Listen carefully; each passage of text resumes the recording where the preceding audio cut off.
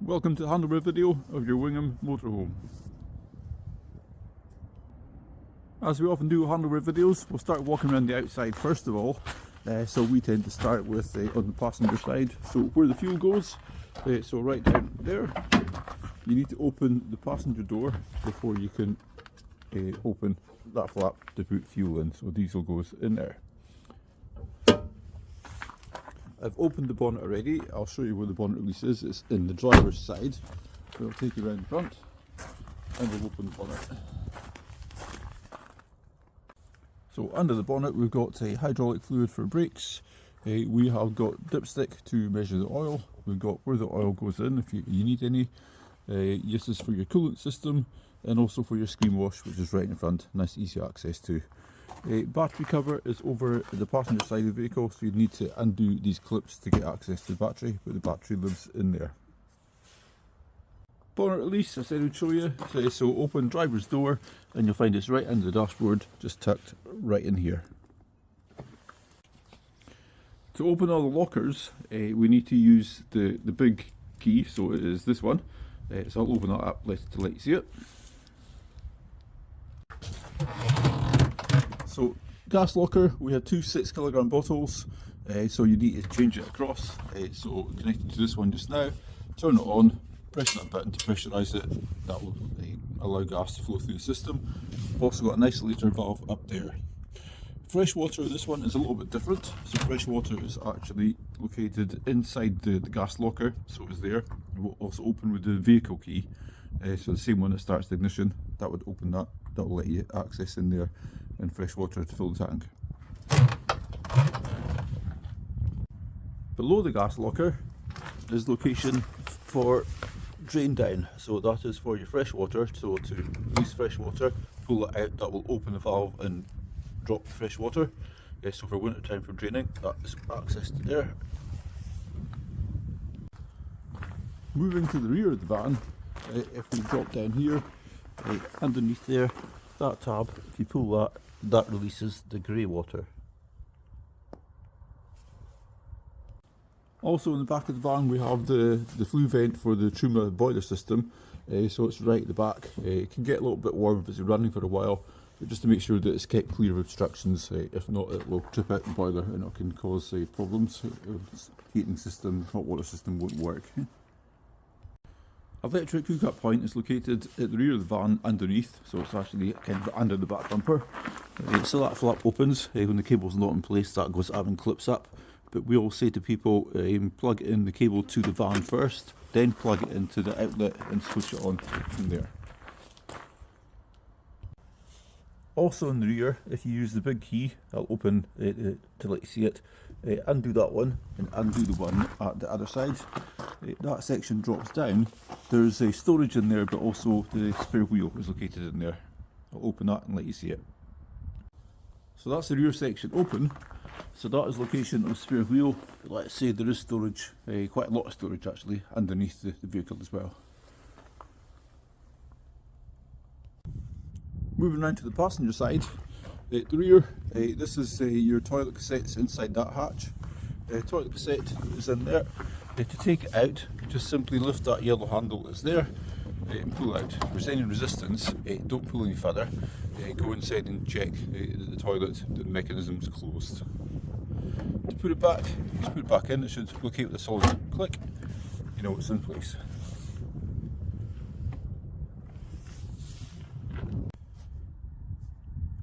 Last hatch open is just in front of the rear wheel.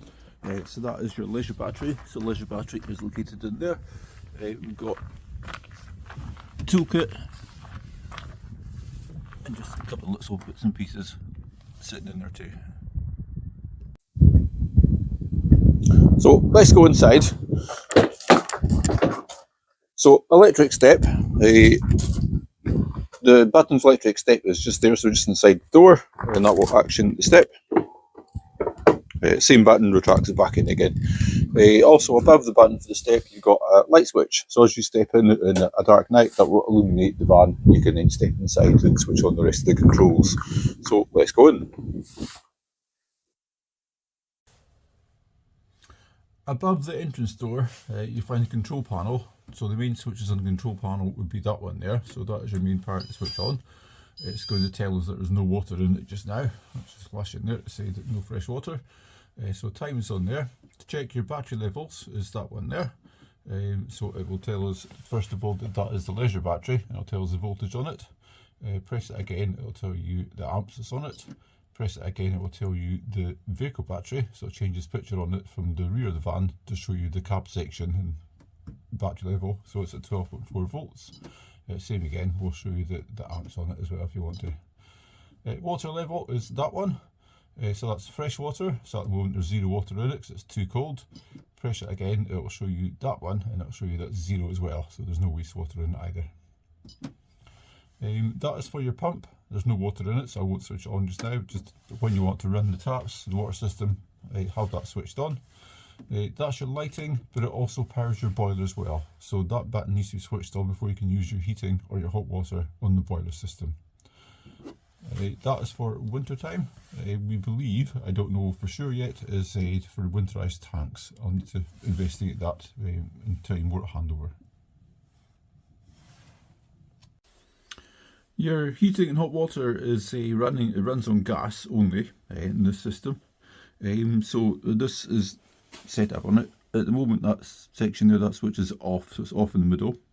They call it summer or winter if you read the manual, because in summertime you're only using hot water, so you can have the water at 40 degrees or 60 degrees. The flame just means heating, so you can have just heating only, or the one further down means heating and hot water.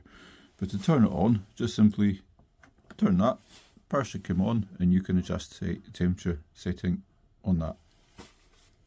Make sure there's water in the boiler before using the heating and hot water. To switch it back off again, just put it back to the off position. It'll take a little bit of time out, and it'll then switch off.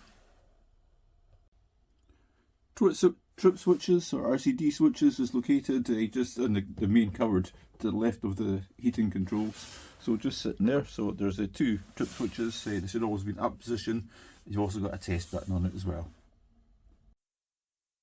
So in the cupboard below that is located the boiler. So that's where the boiler is. This little bit right in the front here is frost protection valve.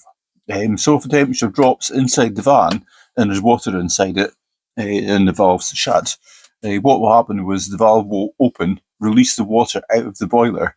The idea is to get as much water out of the boiler as possible, because water, as it freezes, it expands obviously, and it can burst the boiler and do some damage. If it does pop, that would go that way, and the button at the other side of it would pop open. To reset it, just put the toggle across the way and then press the button at the front. So button in there, and that resets it. In winter time, to drain it down, open that. So just do as I did first time round. You hear the water coming out. Open all the taps, let some air in behind the system.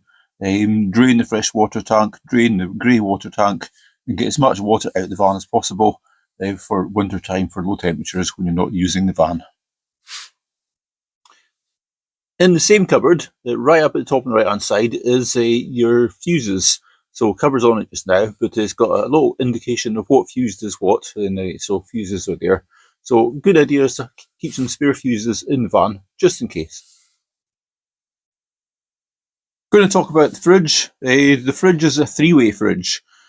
So we're on electric hookup at the moment. So if I put on that, because we're on mains, it will switch on and the fridge will go on sitting on mains. Temperature control when it's on electric is there.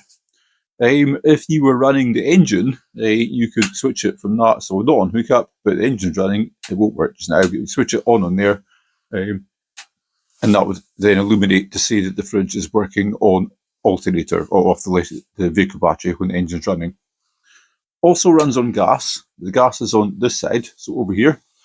So if I push this in and turn it and switch that on, you'll see it flash a couple of times. You'll also hear it clicking.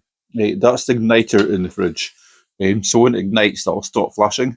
If something happens like you run out of gas, for example, I'll demonstrate that by actually switching it off but leaving the igniter on. So let's do that. You'll see that flash and you'll hear it click. That's it trying to ignite. So if you run out of gas, that's what will happen. So you know you need to change bottles on the outside. Switch it off, just that. So that's the fridge off completely. Just a quick little bit about the hob. Two burner hob. So it's got controls for both sides and it's got a igniter in the middle. Sometimes as a backup, you better get one of these clicker lighter things that will spark and light the gas. But gas is on just now, so all you do is push it in, turn it, you hear the gas come through, press the igniter, that will light it, keep it pressed in for a second or two, then release it, that will stay lit. When you turn it back off, leave the hobs to cool down before shutting the glass lid. If not, the glass lid can shatter.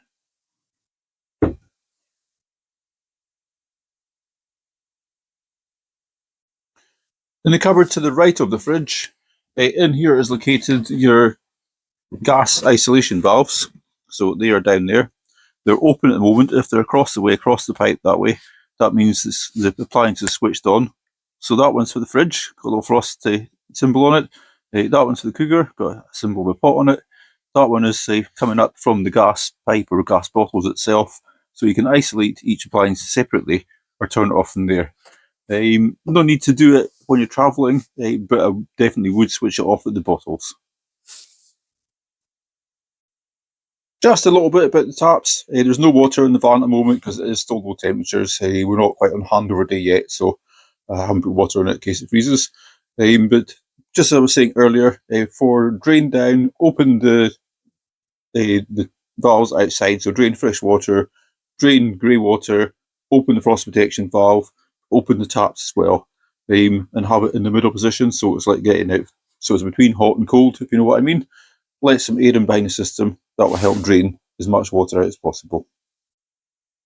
Bed pull out is a simple mechanism. It's on rollers, so handle there, just slides it right out, that comes out completely. Pull down the bottom cushion, and then the cushions will fall down. Put them in place to make it up to double bed. A little bit about the blackout blinds. Blackout blinds is better with two-hand operation, but if you pinch that together and lift up and let it go, that is your blackout blinds for night time. But also you have got a bug screen, so if you've got the windows open, you can pull the bug screen down and it will lock in place also.